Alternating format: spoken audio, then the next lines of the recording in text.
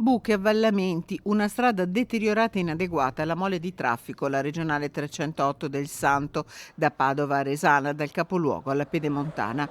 Una strada a una sola corsia per senso di marcia, nata vecchia, sostiene chi vive nei comuni che la attraversano. Mano a mano che passa il tempo si deteriora sempre di più e il traffico aumenta, si parla dai 25 ai 35 mila veicoli giorno, senza contare naturalmente l'incidenza di mezzi pesanti. Sulla grave situazione del manto stradale continuano le segnalazioni.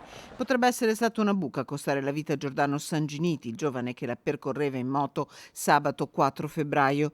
Se lungo il tracciato è stato posizionato un cartello, il problema resta.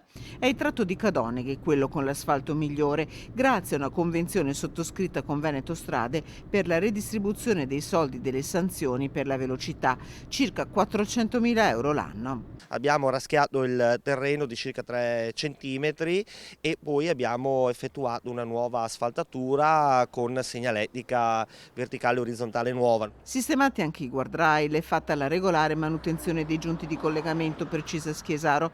Tra 2 anni apriranno i cantieri del nuovo ospedale di Padova, ricorda il sindaco, che è anche consigliere alla viabilità per la provincia.